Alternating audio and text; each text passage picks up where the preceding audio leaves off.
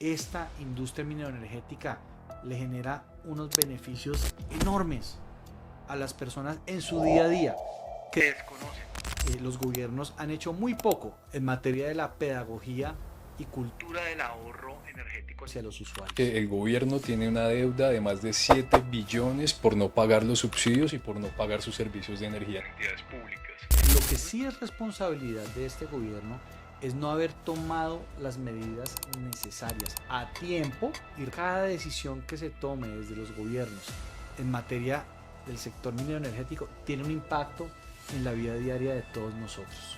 Ok. Pero que me digan a mí que vamos a prescindir de la noche a la mañana de la firma de nuevos contratos de exploración y producción y de la actividad minera en un país como Colombia, con estas condiciones de inequidad social y desconociendo lo que le ha aportado la industria del petróleo, del gas y de la minería a las regiones y a las comunidades, perdón, pero me parece totalmente alejado de la realidad. O sea, Más del 80% wow. no saben qué es la transición energética. La energía más cara es la que no se tiene cuando se necesita.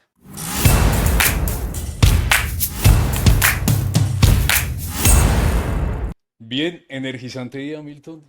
Súper encantado de tenerte acá en Embajadores 2050 Podcast. Bienvenido. No, muchas gracias a ustedes por la invitación, a ti, a tu equipo y a todos los escuchas, audiencia, seguidores que ustedes tienen. Muchísimas gracias por haber generado este espacio para conversar contigo sobre energía y un poco más. No, realmente para nosotros es un honor tener sentado aquí un crack como vos en todo el sector energético.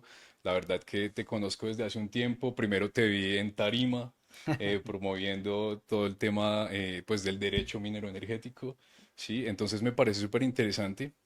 Y pues para arrancar, quiero que hablemos de algo que tenemos acá. Fíjense, Milton acaba de publicar este libro, Energía en Transición. Está recién salido del horno, Milton. Sí, ¿Cuándo lo lanzaste? no, hace muy poco. En realidad el lanzamiento se hizo hace 2 semanas en la Universidad de Externado. Hicimos un lanzamiento también en Cali. Y ahora vamos a estar también con la presentación del libro en la Feria del Libro de Bogotá. Genial, tremendo. Para que se hagan una idea, porque no sabemos cuándo van a ver este video, estamos en marzo, ¿cierto? Así Entonces es. lo lanzaste los primeros días de marzo, Sí, aproximadamente, sí, la primera semana de marzo. 2025. Correcto. Ok, Milton, entonces, ¿qué te inspiró a escribir Energía en Transición? Bueno, Energía en Transición tiene detrás una historia muy bonita, y es que cuando la editorial Penguin Random House me propone realizar un libro, pero no un libro de carácter académico, como los que tradicionalmente hacemos en la universidad, sino un libro de difusión universal. Yo dije, bueno, ¿y eso qué es? Me dijeron, Milton, imagínate que tú vas a explicarle a tu mamá, a un amigo que no tiene nada que ver con el sector minero energético, a una persona que inclusive no está familiarizada ni siquiera con el sector desde un punto de vista profesional, tratar de explicarle cómo funciona este sector, por qué es tan importante en la vida diaria de todos los colombianos, de todas las personas, y por qué nuestra transición energética, de la que tanto se habla, pues tiene que ser hecha de una forma ordenada, planificada, responsable, porque las decisiones que estamos tomando en materia de transición van a impactar la vida de cada uno de cada uno de todos nosotros. Entonces yo dije, bueno, muy bien, listo. Acepto el reto. Yo reconozco que yo no había escrito, digamos, con esa finalidad anteriormente y para un público universal. Siempre ha sido más técnico, Sí, muy más... académico. Ok. Y la redacción académica tiene un lenguaje, digamos, un poco más complejo, el público es diferente, entonces eso me llamó la atención de esta propuesta. Pero yo al mismo tiempo dije, "No, uno tiene que reconocer sus limitaciones y pues ya hay canas, yo no puedo pretender, digamos, asumir esta tarea solo, necesito un coequipero joven que me pueda decir, Milton, eso no se entiende, está muy complejo, redactémoslo de esta manera". Y por eso invité a la profesora Madeleine Muñoz a que fuese coautora del libro, porque ella en sus veintitantos, no creo que no tiene más de 25 26 años, podía imprimirle, digamos, ese espíritu joven que tiene este libro, esa Tremendo, claridad, ese sentido, digamos, de la proximidad, y por eso ella también me acompañó en la coautoría. Y tremendo. de esa forma, entre nosotros dos, pues pudimos llevar adelante este proyecto durante 2 años. Bien, pues me parece genial eso. Y realmente que conecto mucho porque mire que yo que llevo trabajando en facilitar esta transición energética, en hacer proyectos para que las empresas puedan adoptar esta tecnología de una manera sencilla, encontré que el principal reto es que haya una conciencia de cómo funciona esto, ¿sí? De cómo se puede llevar a cabo para esas personas que no tienen nada que ver con el sector energético, Correcto. ¿sabes? Sí, Y yo digo, tenemos que hacer lo posible, con nuestro equipo conversamos, para comunicar esta transición de energética de tal forma que ojalá cualquier persona, la ama de casa, el contador, que no tiene nada ujú, que ver con esto, lo comprenda. así Entonces, es. estoy súper alineado con eso.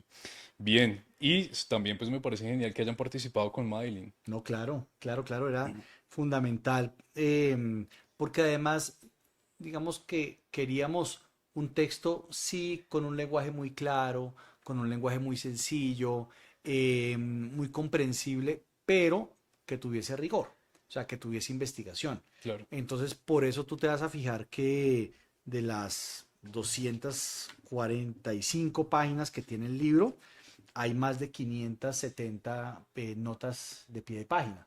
Eso explica que el lector puede encontrar una narrativa sencilla, pero debidamente sustentada y debidamente justificada esa información en todas las notas a pie de página que pudimos incorporar. Y además tiene un elemento muy importante que yo también rescato, y es que todas las normas que citamos, pues naturalmente por motivos editoriales no podíamos incluirlas porque si no tendríamos un volumen del libro muy voluminoso.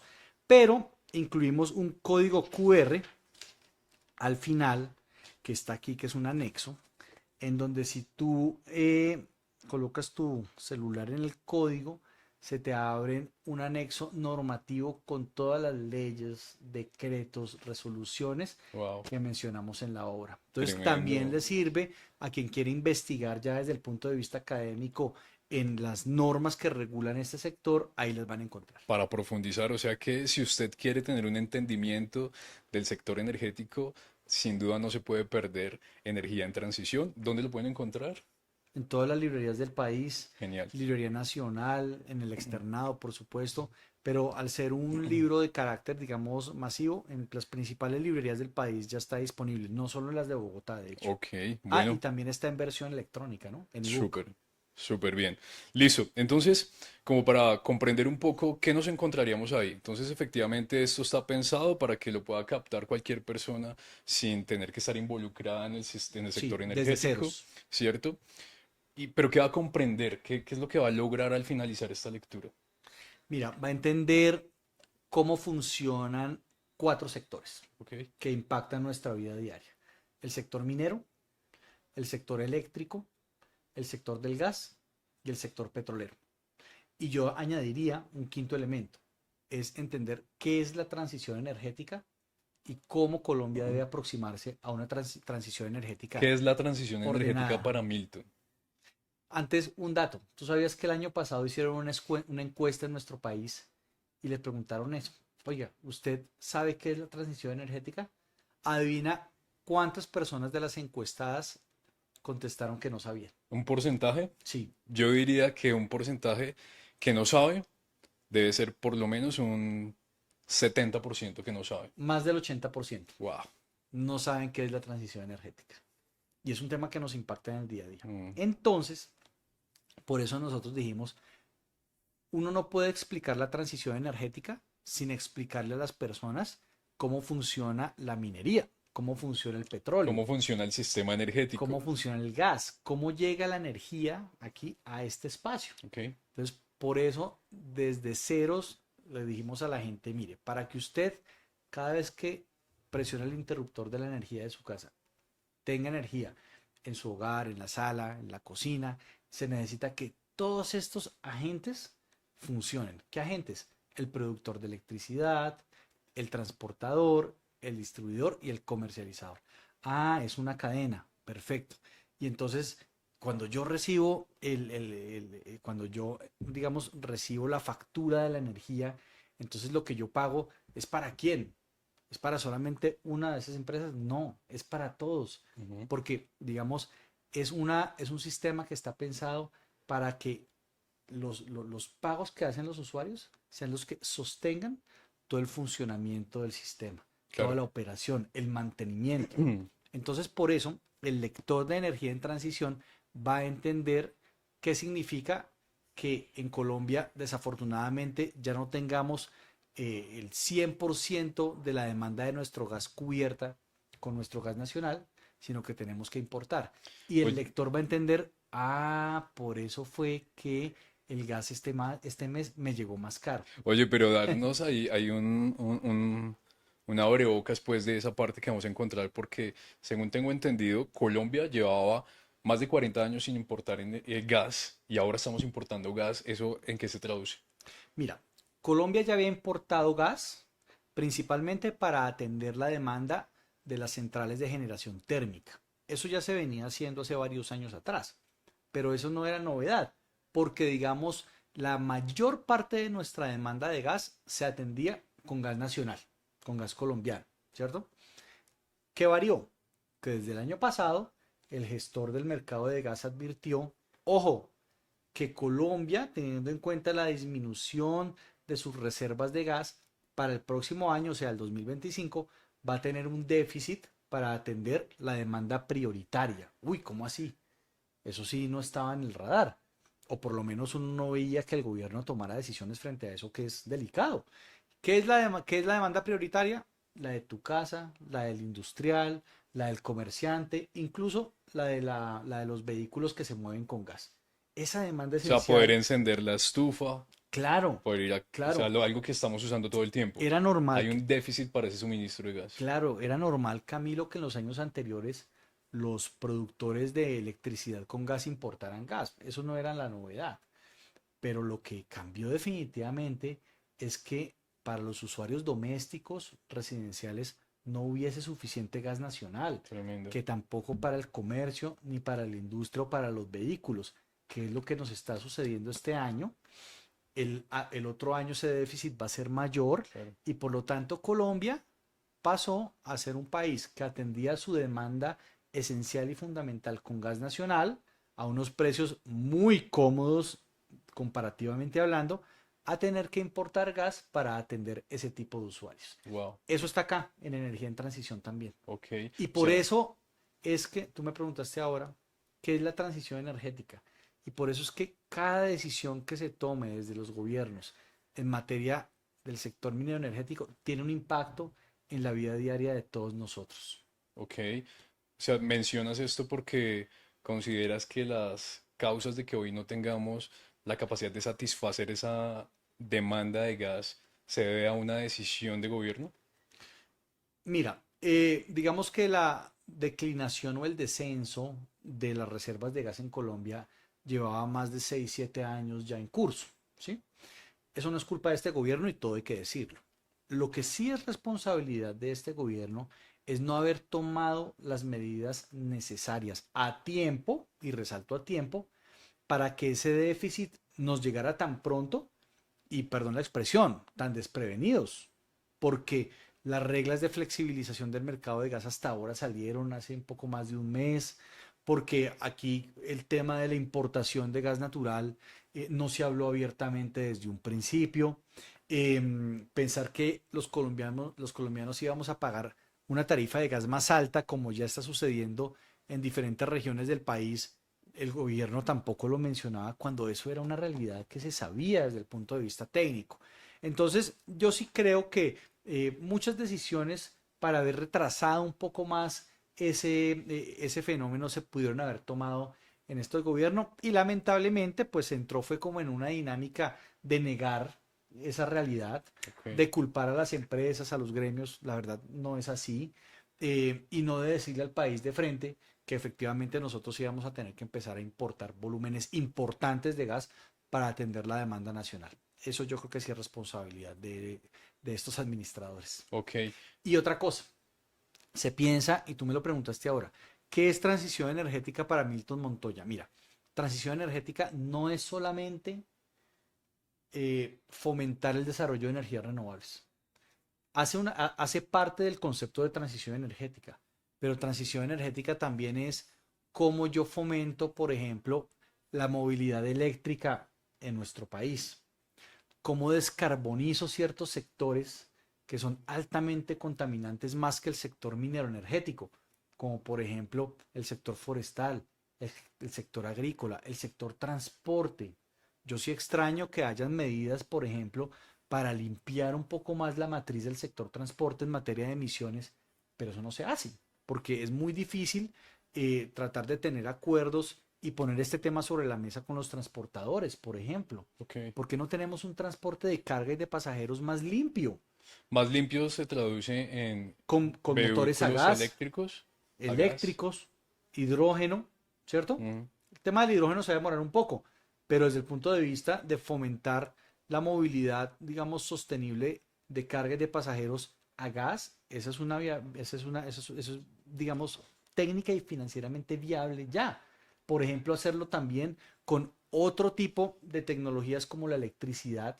Lo que pasa es que eso tiene unos costos, ¿no? claro. Y es un tema que lamentablemente no lo hemos abordado. Entonces, Es, transición es todo eso también, es también la cultura del ahorro y de la eficiencia. ujú. Mira, la vez pasada me preguntaban en una conferencia, entonces finalmente, ¿cuál es el mensaje para los usuarios? ¿Cómo pueden aportar a la transición energética? Y yo les dije, cultura del ahorro. Apaguen la energía, la luz, cuando no sea necesario. Tengan en cuenta que el gas que ustedes abren la perilla cuando sale ahí, eso no es magia. Tiene todo un proceso de carácter industrial, tecnológico, que nosotros lo explicamos en este libro. Y a mí me parece que los gobiernos han hecho muy poco en materia de la pedagogía y cultura del ahorro energético hacia los usuarios. Eso también es transición Tremendo. energética. Sí, yo pienso que transición energética es un todo del sistema energético desde su generación, transmisión, consumo, Ujú. ¿cierto? Y mencionas aquí que es importante efectivamente ese conocimiento desde cómo los gobiernos llevan ese conocimiento a la sociedad, ¿cierto? Que al final Sí, somos los tomadores de decisión, los últimos tomadores de decisión. Yo he visto un intento por parte del gobierno en bajar las tarifas de energía. ¿Cómo ves eso? ¿Cuál es tu observador? mira, hay dos temas. Colombia, y yo creo que esa es una de los mensajes más importantes de este libro. Colombia ha construido una institucionalidad mineroenergética robusta desde la Constitución de 1991. La estabilidad y la seguridad jurídica ha sido clave para generar una confianza inversionista que ha permitido que las inversiones lleguen, por ejemplo, al sector de generación de electricidad. ¿Sí? Tenemos un sistema mixto, de hecho, en donde hay empresas públicas y empresas privadas en diferentes sectores, en generación, en transmisión, en distribución. ¿Sí? Ujú. Eh, y cuando yo hablo de esa institucionalidad robusta, Camilo, hago referencia a que aquí se ha construido una credibilidad en el regulador, en la CREC, Claro, y se ha construido también una credibilidad y una confianza en el formulador de las políticas públicas, que es el ministerio. Pero cuando tú empiezas desde el propio ministerio a enviar mensajes que pueden afectar esa confianza, esa estabilidad y esa seguridad jurídica, te preguntas, hombre, ¿cómo así? Si Colombia es un país en donde ha habido esa, en cierta forma, independencia técnica del regulador, ¿por qué un presidente o un ministro está diciendo que voy a bajar tarifas, perdón la expresión, a los sombrerazos? No, tú puedes efectivamente modificar la fórmula tarifaria, pero esa modificación tiene que hacerse con fundamento en unos criterios técnicos que están en dónde? En la Constitución, la ley y en la regulación. Pero hacerlo atentando contra esa viabilidad y sustento técnico que ha tenido la construcción del sector eléctrico en particular en Colombia desde hace más ya de 30 años, a mí no me parece que sea la manera adecuada de resolver el problema y no resuelve el problema. Colombia, no sé si ustedes lo han escuchado, necesita ya mayores inversiones, por ejemplo, en generación y en transmisión. Estamos colgados de la brocha, estamos muy atrasados. Sin transmisión no hay transición, dicen. Y sin minería no hay transición. Total, sí, total. ¿Cómo vas Tienes- a poder atraer esa inversión para desarrollar toda esa infraestructura de transición y de generación Con unas condiciones confiables para poder hacerlo. si no le brindas confianza a los inversionistas, si no tienes reglas claras de juego, si no tienes seguridad y estabilidad jurídica? Y eso es para allá. Tengan en cuenta que las decisiones en materia del sector energético son decisiones de mediano y largo plazo. Claro. No estoy hablando de decisiones para dentro de un año, no. Yo hoy en el 2025 planifico mi sector a 4 o 5 años más adelante si todo sale bien, ¿cierto? Si empiezo con retrasos, demoras en los licenciamientos, en la ejecución de los proyectos, ya empiezo a tener problemas. Claro, ¿Qué es lo porque que la nos acaba de demanda de suceder energía va con la energía creciendo. que no tenemos de los parques eólicos de La Guajira? Mm. Entonces, a mí sí me parece fundamental volver a recuperar esa confianza inversionista y esa estabilidad jurídica para que lleguen las inversiones que necesitamos en el sector energético en general. Esa confianza de los inversionistas se ve alterada por la iniciativa del gobierno de establecer unos topes en la tarifa de la generación de energía en bolsa. Claro, claro, porque ¿Cómo entender eso? hay dos sistemas de contratación de energía en nuestro país y eso lo explicamos acá. Contratos a largo plazo y el contrato spot, o mejor, más que el contrato, las negociaciones spot en bolsa de energía, ¿cierto? Obvio, cuando tú vas a contratar a largo plazo, los precios a los que accedes a la energía son menores porque estás contratando unas cantidades fijas que son Claro, generalmente altos volúmenes y a unos precios, digamos, bastante más bajos que el mercado en bolsa. claro. Cuando tú vas a bolsa es porque normalmente te hace falta energía para cubrir tu demanda. Entonces, esa es una demanda que no alcanzaste a cubrir con contratos. ¿A dónde tengo que ir? A A bolsa. bolsa, Y en la bolsa es volatilidad, claro. porque dependes de las condiciones hidrológicas, dependes también de las restricciones técnicas, etcétera. ¿Sí? En nuestro país, normalmente es la generación hidráulica la que te determina las condiciones del precio de bolsa. Ah, bueno, y ahora también la situación con el gas también puede influir, obviamente, los precios en bolsa. Entonces, yo lo que creo es que sin duda alguna, para que nosotros podamos tener una mayor oferta de energía, por lo menos en firme, necesitamos un mayor número de proyectos, especialmente que nos brinden confiabilidad, firmeza. ¿Qué fue lo que nos pasó el año pasado? Que se supo dos cosas. Primero, una situación de hidrología crítica, pero eso no es nuevo.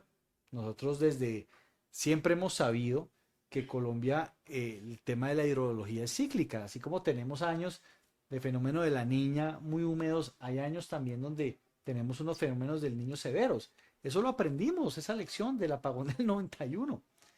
¿Y qué sucedió? Que sumado a esa condición de fenómeno del niño del año pasado, tuvimos unos retrasos y demoras de unos proyectos que esperábamos que iban a entrar en funcionamiento, especialmente cuáles, los proyectos eólicos de La Guajira a gran escala, en donde esperábamos contar con 2.000, 3.000 nuevos megavatios de electricidad que nunca llegaron. Entonces, ¿qué pasó? Que el país empezó técnicamente eso se llama, el balance está demasiado estrecho. Estamos generando apenas para cubrir la totalidad de nuestra demanda. O sea, estamos vulnerables. Estamos ras con ras, totalmente. Si nosotros tenemos, esperemos que no, una restricción técnica importante en alguna central, si nosotros llegamos a tener, esperamos que no, un nuevo fenómeno del niño, digamos, crítico, pues nos vamos a ver otra vez volcados a situaciones en donde podemos enfrentar un racionamiento. Y eso Claro. es lo peor que le puede pasar a un país en materia de política pública energética. Como lo dice el maestro Amílcar Acosta, la energía más cara es la que no se tiene cuando se necesita. Claro, totalmente, totalmente, porque yo siempre, digamos que en mis conferencias y demás, o frecuentemente les pregunto cuando me invitan a escenarios donde son personas que no conocen de esto y es, cuéntenme qué producto o qué servicio existe sin energía. Uh -huh. ¿Sí? El que me diga lo invito a almorzar. ¿sabes? Todavía no hemos invitado a almorzar a alguien, A nadie a todavía. nadie. Pero efectivamente, es que la energía es ese recurso que habilita la economía, Ujú. ¿sí? Entonces, efectivamente, veo esto. Con todo esto que estamos hablando, a mí me da curiosidad saber qué piensas sobre, por ejemplo, la salida de los ministros, del ministro de Energía, el viceministro de Energía. Esa es una muy buena pregunta. Em, la semana pasada estábamos en el lanzamiento del libro en Cali y en el panel habían ciertas personas que han sido ministros de Estado.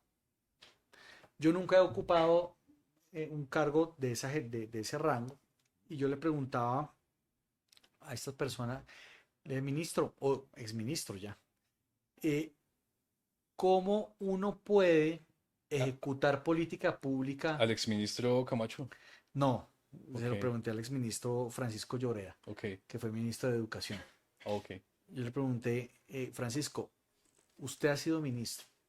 ¿Uno cómo puede ejecutar política pública de una manera responsable y de una manera efectiva, es decir, ejecutando, si tú tienes ministros que no duran un año o tienes viceministros que tampoco alcanzan el año y cuando en una cartera ministerial puede pasar en 4 años tres personas, tres ministros, claro. o cuando, como en el caso del Ministerio de Minas y Energía, puedes tener en 4 años cinco o seis viceministros. ¿Cómo tú implementas y ejecutas la política pública con ese grado de entrada y salida de liderazgos? Y me dijo, es muy difícil. Es muy difícil porque necesariamente tiene que haber unas curvas de aprendizaje. Necesariamente todos los ministros o viceministros pues tienen unas prioridades en la ejecución de su política pública, ¿cierto? Y eso no es mentira. Hay ministros que han querido priorizar el sector de hidrocarburos y que tal vez le dejan las decisiones del sector eléctrico a los viceministros, que también ejecutan, pero le meten un poquito más el acelerador a otros sectores, ¿cierto? Pueden haber también ministros que, y eso está bien, que no sepan de los cuatro sectores. Es muy difícil encontrar ministros que manejen bien el sector de gas, el sector petrolero, el sector minero y el sector eléctrico. No, pero, y ese fue el otro consejo que me dieron, pero sí hay que saberse rodear muy bien y tener viceministros muy técnicos que conozcan a profundidad su sector. Claro. Y de esa manera tú puedes tener una ejecución mucho más efectiva de las políticas públicas, bien rodeado técnicamente uno y con permanencia en esas altas dignidades del Estado. Yo puedo entender que en 4 años tú tengas dos ministros, está bien. En 2 años se supone que tú puedes ejecutar. Pero tener cuatro ministros en 4 años o tres ministros, la verdad es muy difícil. Dificulta la implementación, dificulta Absolutamente, la acción, claro, absolutamente, total, absolutamente.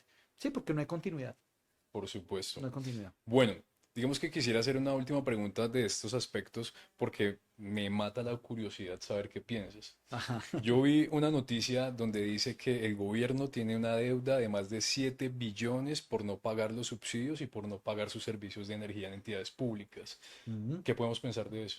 No, pues que si tú le sumas los tres males que tiene el sector eléctrico desde el punto de vista financiero, que es opción tarifaria, pago de subsidios y la deuda que tiene el sector público con con las empresas prestadoras, pues haces que prácticamente la operación, Camilo, desde el punto de vista financiero sea muy compleja. Sea Claro, muy compleja. Y por supuesto, yo no puedo estar de acuerdo, pues con toda consideración y respeto hacia el nuevo ministro, Edwin, con que la solución sea entonces, por lo menos respecto a la opción tarifaria, que los estratos 4, 5 y 6 y comercial sean los que paguen la deuda que el gobierno en su momento adquirió. Hombre, no, eso no es serio. claro. Además que jurídicamente ya, desde el punto de vista legal, pues eso implicaría necesariamente un proyecto de ley. No se puede ejecutar desde el punto de vista reglamentario sin una ley. Y si se hace en ley es evidentemente inconstitucional. Digamos, y para mí totalmente una vía de hecho. Entonces, yo creo que esa no es la solución. La solución es asumir y entender que el sector eléctrico está ya acumulando una deuda y un déficit desde el punto de vista financiero que la pone en una situación muy compleja para poder seguir prestando y operando el servicio en condiciones de normalidad, especialmente en algunos mercados como el de la costa Caribe. Tremendo. Sí, Y entonces, o sea, para entender ahí, esos dineros, según mi idea, y es lo que yo entiendo, pues esos dineros para pagar eso, pues ya existían. sí, ya estaban comprometidos. Es- De hecho, el trato era que los dineros de la opción tarifaria estaban ya, digamos, aprovisionados para poderse pagar. Em, el pago de los subsidios nunca había sido un problema Claro, o nunca se había puesto, digamos, en tela de juicio. Y respecto a las deudas del sector público en materia eléctrica y con las distribuidoras, pues el sector público siempre ha sido deudor. Lo que pasa es que pagaban tarde, pero iban pagando. Pero ahora es que no hay pago. Entonces, vuelvo e insisto, el sector eléctrico se basa sobre un principio que es su viabilidad financiera. Y todos somos usuarios, tanto los particulares como los públicos. claro, Y que paguemos la factura de una manera oportuna permite que el sistema funcione. una operación Claro, para que me presten el servicio. para que me presten el servicio. Claro. ¿Sí? Y pues con mayor razón viniendo del usuario sector público. ¿Quién debe dar ejemplo? Debería. Ok, bueno, listo. Y entonces, yo tengo una idea, sí, de que siempre que se presenta crisis, la otra cara de la moneda es oportunidad. ¿Sí? Ujú. Entonces te pregunto, Milton, en energía en transición, ¿encontramos esa otra cara de la moneda? Sí, claro. No, es que yo creo que y, eh, buena parte de las oportunidades que planteamos en el libro están en las conclusiones. Ujú. Eh, menciono tres, como para no chiviar el libro. Primero, Colombia tiene que reactivar ya la firma de nuevos contratos de exploración y producción de hidrocarburos. Ya. Yo creo que ese ha sido un error histórico y garrafal de este gobierno, haber suspendido la firma de nuevos contratos. Dos, Colombia tiene que reactivar ya el tema de la contratación de áreas para minerales estratégicos. Yo me pregunto, ¿qué ha pasado con el cobre en estos 2 años y medio? El potencial que tiene Colombia en materia de cobre. Leí este fin de semana en la prensa un reportaje sobre nuevos proyectos de exploración minera en el Perú. 51 proyectos nuevos. En Chile, más de 100 proyectos nuevos. Y nosotros, ninguno. Creo que ahí estamos perdiendo una oportunidad. Y a su vez, el que hayamos perdido esa oportunidad nos exige que en una futura administración minera de nuestro país se aproveche ese espacio que hay. Y en tercer lugar, y yo sé que esto va a generar mucha controversia, yo sí creo que Colombia tiene que aprovechar, o por lo menos tiene que darle continuidad al desarrollo de los proyectos piloto en materia de yacimientos no convencionales que ya se habían desarrollado en este país, que fueron, digamos, que de hecho legalmente no se han prohibido, ¿sí? Cuando Que se mencionas impusieron unas esto, condiciones, ¿te refieres a hacer exploración de fracking? ¿sí? Sí. A mí no me gusta la expresión fracking porque pues la expresión fracking tiene una connotación peyorativa. Sí. Eh, la verdad es que la exploración y producción y estimulación de yacimientos no convencionales es una técnica que se viene desarrollando en la industria desde hace muchos años, no es un tema nuevo.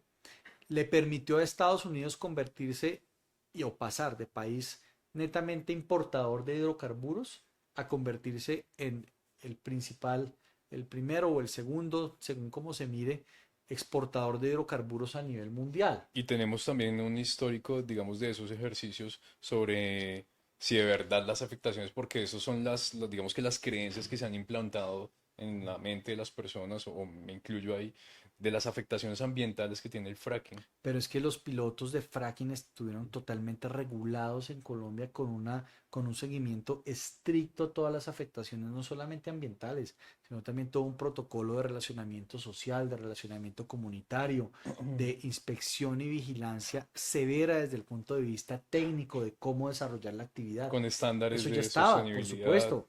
Y lo que pasa es que, pues desafortunadamente, en este gobierno ese tema, también muy asociado al componente ideológico, pues quedó totalmente satanizado. Y yo te digo una cosa, esos recursos está probado que están ahí. y Colombia transformaría totalmente su matriz, no solamente energética, sino económica, si nosotros fuésemos capaces de hacer un aprovechamiento responsable, racional y sostenible de esos recursos que están ahí en el subsuelo colombiano. Ok, o sea que si nosotros vamos a un poco más allá, podemos decir, yo he visto que las reservas de gas y petróleo en Colombia son inferiores a 8 años, ¿sí? Ujú. Pero entonces teniendo en cuenta esto, esas reservas podrían extenderse. Sí. Como lo conversaba en un almuerzo con un anterior presidente de la Agencia Nacional de Hidrocarburos, yo le decía, expresidente, ¿qué hubiese pasado si Colombia hubiese aprovechado todos los recursos que hay en el subsuelo a partir de yacimientos no convencionales? Y me dijo, Colombia se transformaría, guardando las proporciones, a una pequeña economía como la de Brasil. O sea, transformaríamos totalmente nuestra dinámica económica Ok, y multiplicando las reservas que tú mencionabas ahora de 7 8 años a más de 20 años. claro. Y en un corto plazo, porque sé que el tema tiempo también es importante, Camilo. La gente piensa que encontrar hidrocarburos, bien sea de un yacimiento convencional o no convencional, es sencillo y es rápido y nada más alejado de la realidad. Desde que, mira lo que acaba de suceder con los descubrimientos de yacimientos de gas costa afuera en el Caribe colombiano. Ujú. Se estima que en el mejor de los casos, llevamos ya alrededor de 5 años explorando. En el mejor de los casos, hacia el 2028, podríamos tener, yo tengo mis reservas de que pueda ser tan pronto, podríamos tener esa molécula entrando al sistema.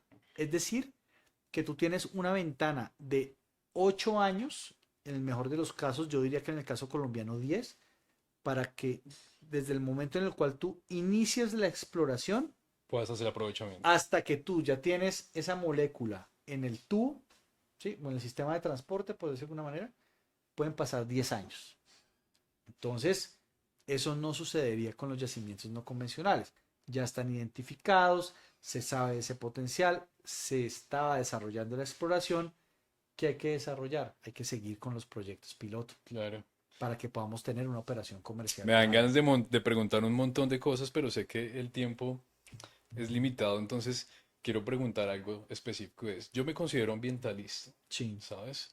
Promotor del desarrollo sostenible. sí. Comprendo también que para poder habilitar sector, ¿no? La economía, pues necesitamos de tener una fuente de energía como lo acabamos de mencionar. Entonces, debería preocuparme por, digamos, por garantizar ese suministro energético, sabiendo que tenemos que hacer nuevas exploraciones y nuevos aprovechamientos de otros pozos y demás. Es que yo creo que hay un mal entendimiento de la palabra transición energética. Ujú. La palabra transición energética, y les recomiendo una lectura muy interesante de Daniel Yergin en la revista Foreign Affairs de hace 3 semanas, en donde dijo, la realidad de los hechos nos está llevando a entender que más que una transición energética donde se prescinde por completo de los combustibles fósiles y de la minería, lo que estamos viendo es que ahí es un proceso de adición energética o de complementación energética, en donde las tecnologías tradicionales basadas en el gas, en el petróleo y sus derivados, más el carbón, yo lo que hago es que complemento y refuerzo la participación de las tecnologías renovables a esos combustibles tradicionales, pero no prescindo Sí, totalmente de la noche a la mañana de no ellos. sustituyen, sino que complementan. Complementan, pero complementan, digamos, con una tendencia a que cada año tengan mayor participación, hasta que ojalá llegara, no sé, el 2050, el 2070 o el 2100, en donde ya podamos decir, oiga, gracias a la tecnología, por ejemplo, al hidrógeno o a las tecnologías, a la tecnología nuclear, a los desarrollos en materia nuclear, hemos prescindido totalmente de los fósiles. Qué bueno sería, pero eso no va a suceder de la noche a la mañana y eso es lo que no le dicen a las personas. Claro. Es un proceso. Y en este proceso, en el punto en el que estamos, año 2025, todavía el mundo se mueve gracias a los combustibles fósiles de manera mayoritaria y eso hay que reconocerlo y Colombia no es responsable de eso. Sí, nosotros somos responsables del 0.5 0.5% de las de emisiones. emisiones a nivel Yo global. explico en clase, yo le digo a mis estudiantes, Colombia hoy podría electrificar toda su economía. Todos podemos aquí manejar Teslas, todos podemos tener, digamos, totalmente electrificadas nuestras casas, no más gas, no más petróleo, y en el país y en el mundo no sucede absolutamente nada en términos de emisiones de CO2. Entonces, ¿por qué sacrificar Es que yo no la entiendo. economía y por Yo no qué? entiendo. Ok. Yo he hablado con colegas de Brasil. El año pasado hicimos un diplomado para 50 abogados de Petrobras Brasil que vinieron a Colombia al externado a hacer un diplomado en transición energética con nosotros. Yo estuve el año pasado en Harvard en un foro con todos los países de Medio Oriente productores de petróleo. Y ningún país que tiene hidrocarburos en su subsuelo ha decidido prescindir totalmente de sus recursos energéticos bajo el pretexto de que tienen que apoyar la transición energética. Es que no son conceptos excluyentes. Yo lo que hago, y en eso coincido contigo, es planificar el aprovechamiento de mis combustibles tradicionales para apalancar mi transición en un escenario de corto, mediano y largo plazo. Claro. Entonces digo, bueno, además en Colombia con estas condiciones de inequidad, Camilo, pues me perdonan, pero yo le pregunto siempre a las personas que tienen una visión distinta. Entonces, ¿cuál es el plan? Mañana, listo, perfecto, cerramos Ecopetrol, acabamos totalmente la minería de carbón, de oro, está bien, manténla de materiales de construcción, porque no nos podemos quedar sin vías ni sin edificios o casas. ¿Y cuál es el plan B? Ya, para mañana. Claro, si en este momento acabamos de hablar que tenemos una dificultad para abastecer las prioridades en gas, ¿sí? Que no podemos abastecer lo que sería cocinar en el hogar. Cosa distinta si tú me dices, no, no, no, Milton, lo que pasa es que vamos a hacer un aprovechamiento de nuestros recursos de gas, de Sin petróleo, de ser mineros de vulnerables. carbón, vamos a mejorar las prácticas, vamos a hacerlas, digamos, un mayor seguimiento desde el punto de vista social, desde el punto de vista ambiental, y vamos a tener un plan de metas materializables al 2030, al 2050 y al 2100. Ah, perfecto. Vamos a firmar nuevos contratos de exploración y producción. Por supuesto que los vamos a firmar porque necesitamos de esos recursos, ¿cierto? Ah, vale. ¿Dónde firmo?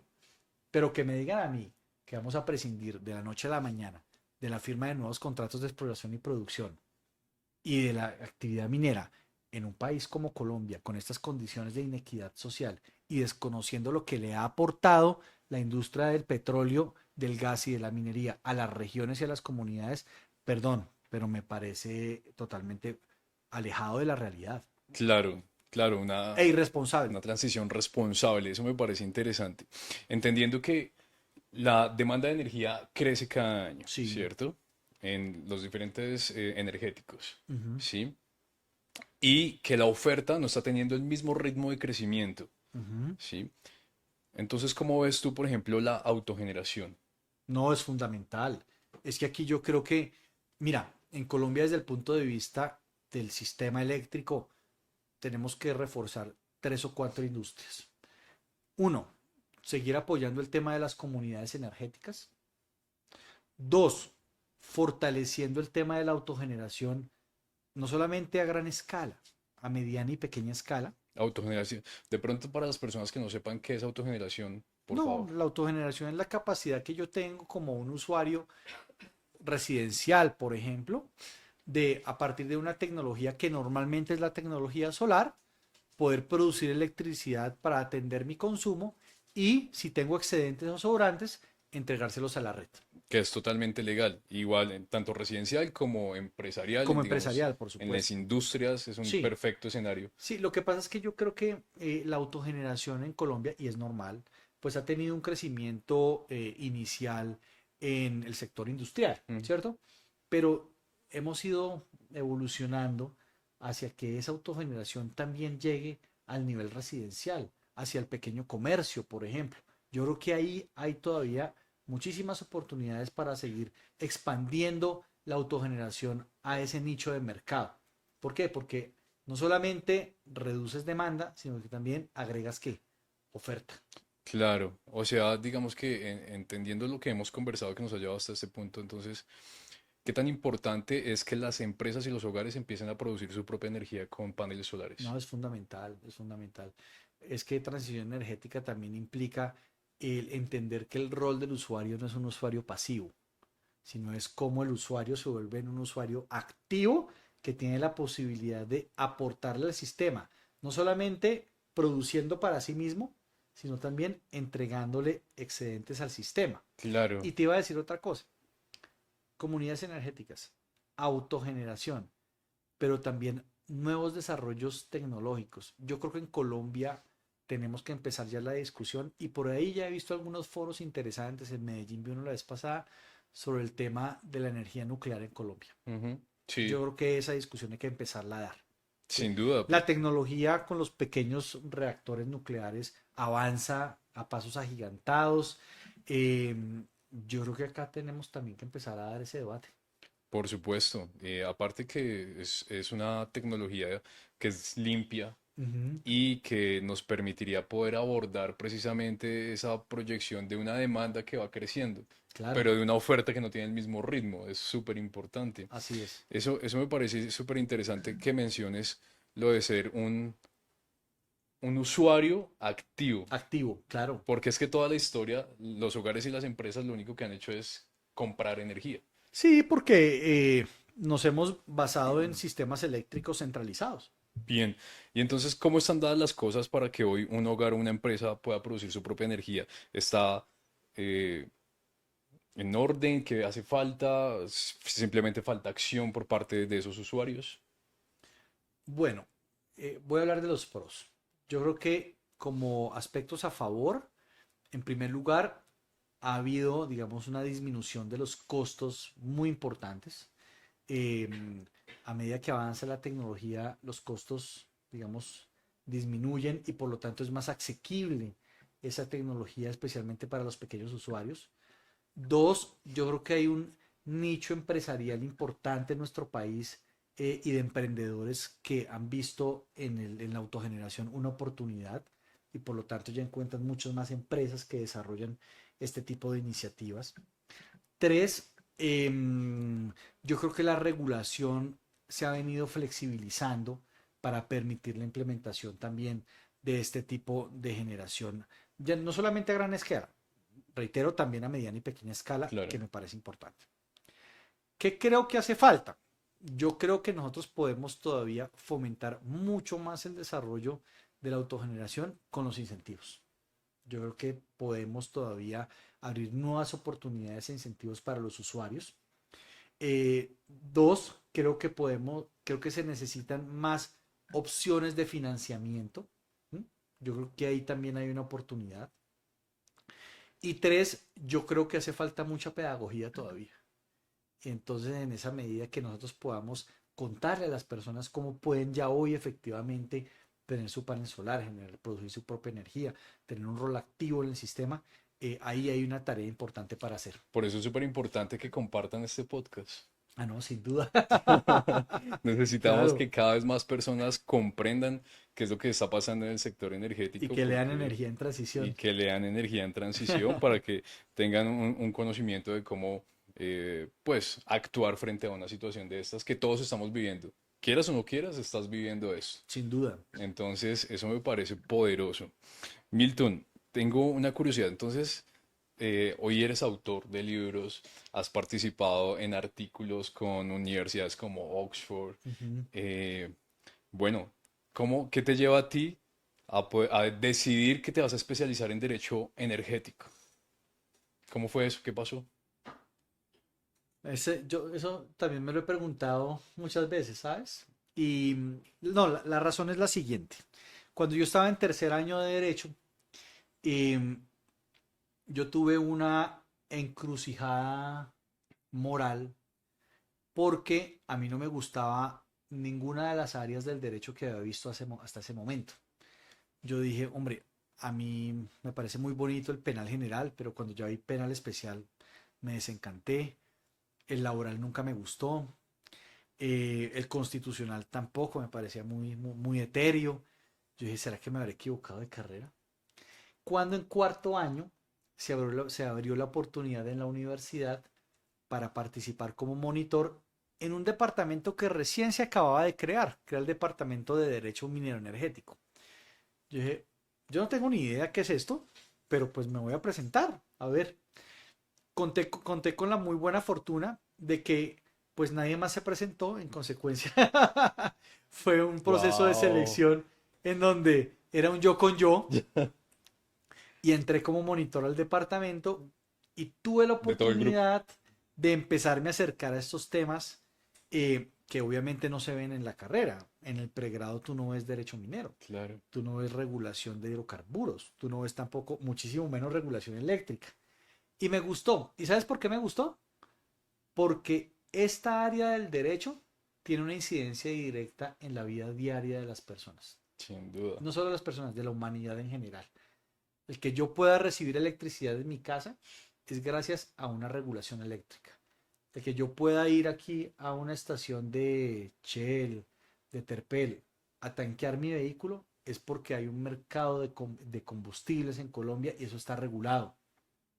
El que yo pueda trabajar en un computador es gracias a que hay una actividad detrás que le brinda los componentes a esa industria tecnológica, que es la minería, Que han creado el marco legal para que sea y que posible. hay un derecho minero que regula eso. Claro. Y por último, que yo tenga la posibilidad de llegar esta noche a mi casa y si quiero bañarme con agua caliente, con un calentador a gas, es porque hay una industria del gas atrás que está regulada. Y por eso y eso es lo que yo quiero finalmente transmitir aquí con Madeleine en este libro, esta industria mineroenergética le genera unos beneficios enormes a las personas en su día a día que desconocen y que es gracias a esa regulación que es posible que nosotros podamos acceder a esas comodidades, facilidades, servicios en nuestra vida diaria y por eso me quedé en esta área. Súper bien, muy interesante. ¿Y cuál es tu proyección que sigue para Milton en el sector energético? Uy, no, no sé. No sé, yo pues quiero continuar con la dirección del departamento, ejerzo la profesión también desde la firma en donde soy socio en Holland and Knight, pero mi principal tarea y responsabilidad en este momento es ser buen papá. Acabo de tener un hijo, Wow, tiene 7 meses y yo creo que es la designación y el rol más importante que Dios me ha dado en la vida. Así que ahora la principal responsabilidad es ser un buen papá. tremendo, felicitaciones. Muchas gracias. Y hoy Y contribuyendo a la regulación, saludos a Jacobo. a Jacobo, saludos Jacobo para cuando veas esto. Saludos, amor. Y hoy contribuyendo desde el derecho y desde la regulación para una construcción de un mejor futuro para esa juventud. Mira, yo creo que, bueno, yo no he estado, he sido asesor de muchas autoridades públicas en mi vida profesional. Siempre he sido asesor externo. Pero yo, la verdad, quedo muy preocupado de cómo el país va a llegar al año 2026 en materia minero-energética. Y yo creo que quien asuma la responsabilidad de ser presidente o presidenta de este país en un año y medio, un poco más de un año y medio, va a encontrar un sector minero energético muy comprometido, eh, con unos atrasos en materia de decisiones de política pública que se debieron haber ejecutado y que no se hicieron, y con una alta exposición al riesgo de desabastecimiento eléctrico, energético en materia de gas, con una industria petrolera totalmente, digamos, de capa caída, ¿sí? Y ni hablar de un sector minero en donde la minería ilegal está totalmente desbordada, y en donde hay que potenciar muchos proyectos del sector minero, como vuelvo, e insisto, el de los minerales estratégicos o críticos, especialmente el cobre en nuestro país, en donde no se ha avanzado de mayor forma. Entonces yo creo que ahí hay muchísimo por hacer. Y bueno, y desearle mucha suerte al próximo ministro de Minas y Energía de un futuro gobierno. ¿Cuáles serían esos consejos para ese próximo ministro? Para que se haga este podcast. Yo creo que hay que hacer un diálogo El sector minero energético desde hace mucho tiempo y más con la transición energética dejó de ser un sector en donde las decisiones se pueden tomar de manera aislada, unas decisiones para el sector minero, otras para el sector petrolero, otras para el sector de gas y otras para el sector eléctrico. Por supuesto, cada sector tiene sus particularidades, pero necesitamos una mesa nacional de diálogo entre todas las industrias en donde podamos implementar de una manera coordinada y de una manera, digamos, acelerada decisiones que se tienen que materializar ya para esta industria, que brinden, uno, confianza inversionista, dos, reglas de juego claras y tres, yo diría que otra vez el sector minero energético sea uno de los ejes de desarrollo y bienestar social para nuestro país. No el único, sino uno de los más importantes, eso sí, Súper bien, sin súper descuidar bien. otras industrias, por supuesto, y en donde de hecho nosotros tenemos que empezar a fomentar el desarrollo de nuevos sectores industriales, de nuevos proyectos productivos que puedan, ojalá, en el mediano o largo plazo, sustituir al sector minero energético, pues obviamente en el ámbito de una transición ordenada y responsable. Qué bien. Milton, tremendo. Me quedo con ganas de poder hacer más preguntas, de entender un poco más, de ir un poco más profundo en estos temas de transición No, pues energética. bienvenido al externado. Y Ahí sabes sí, dónde encontrarnos. muchísimas gracias, sí, claro que sí. Entonces, como sabes, siempre estamos ahí firmes, también contribuyendo a que pase esta transición Qué energética. bueno. Como sabes, aquí somos embajadores del futuro 2050, Sí, ¿sí? Entonces, líderes como tú y seguramente los que están viendo esto, que también hoy tienen un conocimiento o una conciencia un poco más allá, invitadísimos a hacer que esa transición energética pase de una manera responsable, de una manera justa, mm, tomando acción desde su poder de influencia, bien, contribuyendo a, bien sea a la autogeneración para producir su propia energía o contribuyendo también a fomentar, digamos que administraciones que sean responsables en que se tiene que abastecer una demanda energética para que funcione todo lo que hoy conocemos. así Así es. que es este compromiso. Nuevamente, invitadísimos a leer Energía en Transición, que lo encuentran en dónde. Todas las librerías del país, cualquier librería nacional y en la Universidad de Externado y en la versión electrónica en cualquier página web, en Amazon, en la página web de la Librería Nacional, en cualquier plataforma Súper bien. lo van a Así encontrar. que Energía en Transición, Embajadores 2050 Podcast. Aquí seguimos trabajando por un mejor futuro. Gracias, Milton. No, muchas gracias a ustedes por la invitación. Yo de verdad saludo y los felicito por estos emprendimientos, por estas iniciativas. Adelante, yo creo que se necesitan en Colombia unos nuevos y jóvenes liderazgos, así que yo te animo a que sigan por este camino, por esta senda, y desde la Universidad de Externado ahí van a encontrar un espacio para que ustedes puedan replicar todos estos mensajes, ideas y emprendimientos. Tremendo. Muchísimas gracias. Gracias a ustedes.